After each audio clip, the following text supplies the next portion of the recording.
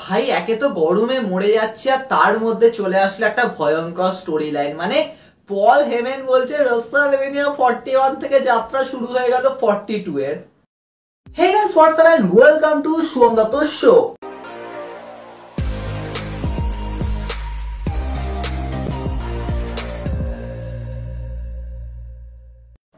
So guys, এই এপিসোডে যে ডিসকাশনটা হবে, দেখো অলরেডি আগের দুটো এপিসোডে ভয়ঙ্কর ডিসকাশন হয়েছে, কিন্তু ভয়ঙ্কর ডিসকাশন তো আমাদের সবসময় হয়, কারণ এটা শুভম দত্ত শো। এখানে ক্রিটিসিজম হয়, রোস্ট হয়, এখানে চুলচেরা বিশ্লেষণ হয়, একদম আধ্যাত্মিক লেভেলে অ্যানালিসিস হয়। দেখো কত কিছু আমরা ডিসকাশন করেছি, কিন্তু এবার মনে হচ্ছে আমরা জানতেও পারছি না মানে কি সিন হয়ে যাচ্ছে, এরকম ব্যাপার। সত্যি দেখো, রাসেলমেনিয়া 41 নাইট 1 এর এন্ডিং ধামাকা দিয়েছে, কিন্তু র আফটার মেনিয়া তো আরো বড় ধামাকা দিল। মানে সত্যি কিছু বলার নেই। মানে সিরিয়াসলি ট্রিপল এইচ যা ডেলিভার করেছে, সত্যি মনে হচ্ছে এখন থেকে শুরু হয়ে গেল রোড টু রাসেলমেনিয়া 42। হ্যাঁ, আমরা রয়্যাল রাম্বল থেকেই ফিল করব, কিন্তু সত্যি মনে হচ্ছে এখান থেকে কি কি সেট আপ হতে পারে। আর সত্যি দেখো, আমরা যেরকম ভাবে এন্ডিং দেখলাম ভাই মানডে নাইট রয়ের, সিরিয়াসলি মনে হচ্ছে আমরা একদিকে কথা বলছিলাম যে হ্যাঁ, সেথ রলিন্স হচ্ছে পল হেমেন গাই, তো সেথ রলিন্স এর উপর সব থেকে বড় অ্যাটেনশন রয়েছে। Maybe Seth Rollins world title capture করতে পারে, আর সেথ রলিন্স এর বিহাইন্ডে কি কোনোভাবে রক থাকতে পারে। কিন্তু এখন ভাই সেথ রলিন্স এর ক্যারেক্টারটা যেন মনে হচ্ছে হ্যাঁ আমি বস। মানে অ্যাকচুয়ালি না, সেথ রলিন্স এর এখন না ক্যারেক্টারটা দেখে ওরকম মনে হচ্ছে না যে সেথ রলিন্স এর কাছে ওয়ার্ল্ড টাইটেল আসতে পারে বলে, কিন্তু সেথ রলিন্স কে যেভাবে এক্সিকিউট করা হচ্ছে তাতে যেন মনে হচ্ছে সেথ রলিন্স একটা বড় ফ্যাক্টর হিসেবে তো কাজ করবে। মানে এখন একটা যেন পুরো টিম বিল্ড করা হচ্ছে যেন মনে হচ্ছে, আর সেই টিমের নাম হচ্ছে পল হেমেন গাইস।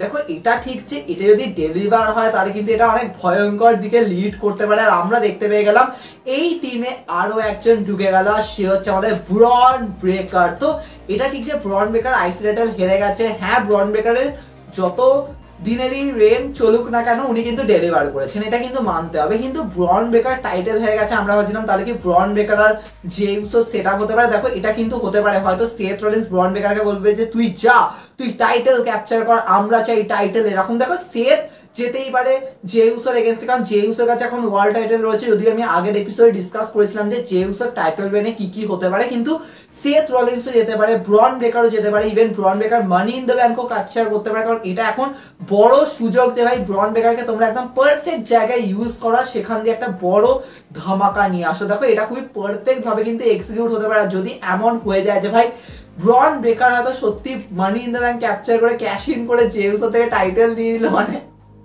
কিছু বলার নেই, সিরিয়াসলি কিছু বলার নেই। কিন্তু এখানে কথা হচ্ছে আমরা একটা বড় যুদ্ধের দিকে এগোচ্ছি, আর সেটা হচ্ছে রোমান রেন্স আর সিএম পাঙ্ক কি তাহলে এবার বদলা নেবে। দেখো এটা ঠিক যে আমি এটাকে নিয়ে অনেক আগেও কথা বলেছিলাম যে যখন সেথ রলিন্স পল হেমেনের সাইডে হয়ে যাবে, মানে পল হেমেন আর সেথ রলিন্স একসাথে হয়ে যাবে, যখন সেথ রলিন্স হয়ে যাবে পল হেমেন গাই, তখন রোমান রেন্স আর সিএম পাঙ্ক একসাথে ফাইট করবে। কিন্তু কথা হচ্ছে পল হেমেন তো আর নিশ্চয়ই ফাইট করবে না, তো সেক্ষেত্রে তার সাইডে মানে সেথের সাইডে আরো একজনকে দরকার। দেখো তখন আমি কিন্তু এই কথাটা বলেছিলাম, কিন্তু কে হতে পারে তখন আমরা বুঝতে পারিনি। আর ওখান দিয়ে চলে আসলো কে, ব্রন ব্রেকার। ভাই যা স্পিয়ারটা মারলো রোমান রেন্সকে, মানে হ্যাঁ রয়্যাল রাম্বলে আমরা একটুখানি ফিল করেছিলাম, কিন্তু এখানে তো আলাদাই লেভেলে পুরো এসপার ওসপার ব্যারিকেড ভেঙে উড়ে গেল এরকম ব্যাপার। কিন্তু এখানে কথা হচ্ছে তাহলে কি আমরা এখন একটা বড় ট্যাগ টিম ম্যাচের দিকে এগোচ্ছি। দেখো এটা ঠিক যে ডাব্লিউডাব্লিউ এটাকে কি এত তাড়াতাড়ি সেট করবে, দেখো করতেই পারে। আমরা হয়তো ভাববো যে এটা সামার স্ল্যামের দিকে গেল, কিন্তু হ্যাঁ ব্যাকল্যাশ সেন্ট লুইসে যদি পুরো অ্যাটেনশনটা যদি রেন্ডি অর্টনের উপর থাকে, মানে রেন্ডি অর্টন জন সিনার সিনারিওতে, তাহলে কি এটা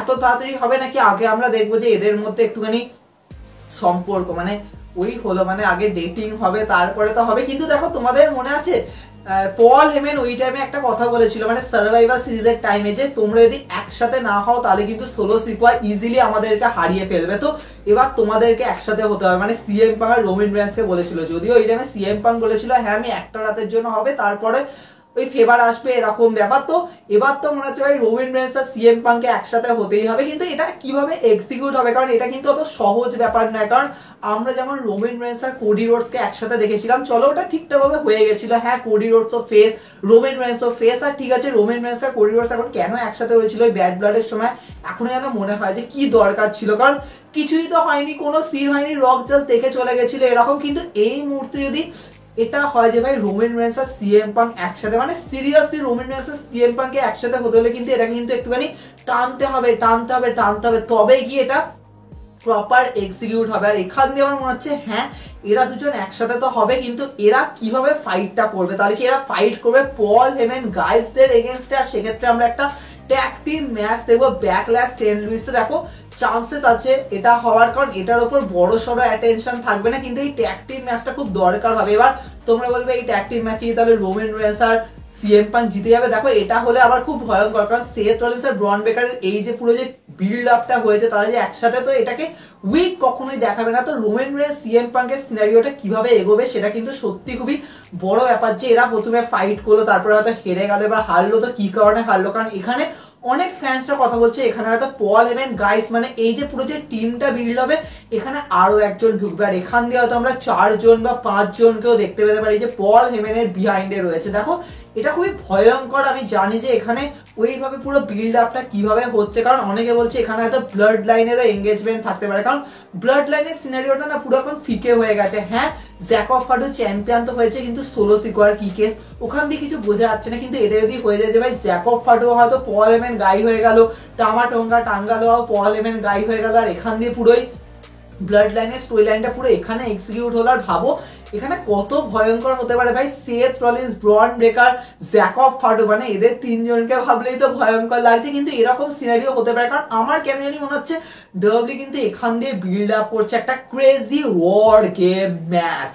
হ্যাঁ তোমরা ঠিক শুনেছো, না হয়তো এখন থেকে কখনোই প্রমোশন করতো না ভাই সার্ভাইভার সিরিজ ওয়ার গেমস এর জন্য, তো এখান থেকে বোঝা যাচ্ছে ভাই ডাব্লিউ হয়তো একটা এমন সেট আপ করবে, এমন একটা ওয়ার সেট করবে যে ভাই রোমান রেন্স আর সিএম পাঙ্ক যাবে পল হেমেন গাইসদের এগেইনস্ট একটা ওয়ারে। দেখো এটা কিন্তু ক্রেজি হতে পারে যে হ্যাঁ আমরা ওয়ার গেমের সিনারিওতে দেখলাম, তাই এখানে কিন্তু কখনোই বলা চলে না যে হ্যাঁ ভাই রোমান রেন্স আর CM Punk versus Seth Rollins Bron বেকারের ম্যাচ হয়ে গেল, তারপরে রোমান রেন্স হয়তো ওয়ার্ল্ড টাইটেলের দিকে যাচ্ছে, সিএম পাঙ্ক যাচ্ছে জন সিনার এগেইনস্টে। এটা অত ইজিলি কিন্তু তোমরা ভেবো না, কারণ এখান দিয়ে আমার তো মনে হচ্ছে একটা বড় সড়ো ধামাকা হবে, আর এটা সত্যি পুরো বছরকে টানবে, কারণ লাস্টে তো ওই পিএলই, হ্যাঁ তোমরা বলে রুথলেস অ্যাগ্রেশন, দেখো ওটাকে তো জন সিনার জন্য ছেড়ে দিচ্ছি, কিন্তু ওয়ার গেম মানে survivor series war games PLE বছরের শেষে তো ওইখান অব্দি কিন্তু যাবে, তাহলে এখানে তো মনে হচ্ছে তাই মানে কত কিছু হতে পারে, মানে ভাবলেই কেমন লাগছে। হ্যাঁ গরমে তো মানে ঘেমে চান হয়ে যাচ্ছে, কিন্তু ডিসকাশন করলে মনে হচ্ছে ভাই এখানে কত কিছু রয়েছে, মানে ভাবো পল হেমেন গাইস মানে ওই টিমে কে কে আসতে পারে। হ্যাঁ অনেকে বলছে এখানে অস্টিন থিওরি আসতে পারে, অনেকে বলছে এখানে ইথন পেজ আসতে পারে, অনেক কিছু কিন্তু এখানে রয়েছে, কারণ অবভিয়াসলি ডাব্লিউডব্লিউইকে একটা মানে একটা এমন ইভিল টিম বানাতে হবে যেখানে মানে সবাই থাকবে, ডমিনেটিং টিম হবে। হ্যাঁ ব্রন বেকার ঢুকে গেছে মানে অলরেডি ডমিনেটিং, কিন্তু এখানে আরো ভয়ানক ভয়ানক মানুষদের থাকতে পারে। এখান দিয়ে দেখো এখন কখনোই প্রেডিক্ট করা যায় না যে ভাই পল হেমেন গাইসদের মধ্যে কে কে আসবে। হ্যাঁ অনেকে যদি আরো ভয়ঙ্কর ভেবে ফেলে যে ভাই ব্রক লেসনার আসবে, দেখো ব্রক লেসনার যদি চলে আসে, আর ভাবতে পারছে ব্রক লেসনার সেথ রলিন্স ব্রন বেকার, এরকম সিনারিও হতে পারে, মানে কিছু বলার নেই, ট্রিপল এইচ করে দিতেই পারে, কারণ ট্রিপল এইচ জানে যে একটা পারফেক্ট মোমেন্টে আমি বোমটা ফাটাবো, সেই বোমটা হবে ব্রক লেসনারের রিটার্ন। দেখো অনেক কিছু হতে পারে। এবার তোমরা বলো ভাই রোমান রেন্স আর সিএম পাঙ্কের সাইডে কারা কারা থাকবে, দেখো এই চান্সেসটা আছে যে রোমান রেন্স আর সিএম পাঙ্কের সাইডে হয়তো আমরা এইভাবে দেখবো যে যেহেতু ওদিকে সেথ রলিন্স আর ব্রন বেকার রয়েছে, আর হতেও পারে যে এরা হয়তো জে উসোর টাইটেল লাইনের মধ্যে ঢুকলো আর এখান দিয়ে কোনো স্টোরি লাইন হলো, তো সেক্ষেত্রে জে উসো এদিকে আসতে পারে, ইভেন গাইস সোলো সিকো হয়তো এদিকে আসতে পারে, কারণ সোলো সিকোর উপর একটা বড় অ্যাটেনশন রাখার জন্য। দেখো অনেক কিছু কিন্তু রোমান রেন্স আর সিএম পাঙ্কের সাইডেও হবে, তাই জন্য এটা বলা চলে না যে ভাই রোমান রেন্স আর সিএম পাঙ্ক শুধুমাত্র একা থাকবে আর এরা ফাইট করবে, কারণ এখানে একটা বড় ড্রামা ক্রিয়েট হবে, সেটা হবে রোমান রেন্স সিএম পাঙ্ক একটা ওয়ারে যাবে, যেটা হবে পল হেমেন গাইসদের এগেইনস্টে একটা বড় যুদ্ধ। তবে তোমরা কি ফিল করছো? দেখো অনেকে হয়তো এটা ভাবছে যে রোমান রেন্সের কোনো ইন্ডিভিজুয়াল স্টোরি লাইন নেই, সিএম পাঙ্কের নেই, এখানে পুরো একটা ট্যাগ টিম স্টোরি লাইনে বানানো হচ্ছে, সামনে একটা ফ্যাকশন রয়েছে যেটা পল হেমেন গাইসদের মানে পুরো একটা ফ্যাকশন, তাহলে এখানে কতটাই বা এক্সিকিউট হবে, কারণ এখানে ওয়ার্ল্ড টাইটেল আসবে না। মানে ভাবো এটা একটা এমন স্টোরি লাইন হবে যেখানে কিন্তু ওয়ার্ল্ড টাইটেলের দরকার নেই, কারণ এটা শুধুমাত্র একটা ফ্যাকশনের উপর বেস করে হবে। হ্যাঁ তোমরা বলবো অনেকটা অথরিটির মতো সিনারিও, কিন্তু এই স্টোরি লাইনটা কিন্তু লিড করবে, আর ডাব্লিউডব্লিউই দরকার এমন কোনো স্টোরি লাইন নেই, কারণ শুধুমাত্র ওয়ার্ল্ড টাইটেলকে সবকিছুর মাঝখানে রাখার দরকার নেই, যেমন আমরা নাইট টুর মেইন ইভেন্ট দেখলাম, কিন্তু এখান দিয়ে আরো একটা ড্রামা আমার মাথায় আসছে যেটা ডব্লিউডব্লিউ এক্সিকিউট করতে পারে, সেটাকে নিয়ে আমি পরের এপিসোডে ডিসকাস করবো। তবে তোমরা বলো, মানে ব্রন ব্রেকার, সেথ রলিন্স একসাথে, রবিন রেন্স আর সিএম পাঙ্ক শুয়ে রয়েছে, যে সিনটা আমরা দেখলাম, মানে কতটা ভয়ানক সিন আমরা দেখেছি ভাই রকটার মেনিয়াতে। আর এটা সত্যি লিড করছে ভাই, পল হ্যামন নিজে বলেছে এবার শুরু হয়ে গেল WrestleMania 42 যাত্রা। তো কত কিছু হবে। হ্যাঁ, আমরা ফিল্ম তো করা শুরু করে দিয়েছি, আমরা ডিসকাশন করব, অনেক কিছু আসবে। দেখা হবে নেক্সট এপিসোডে।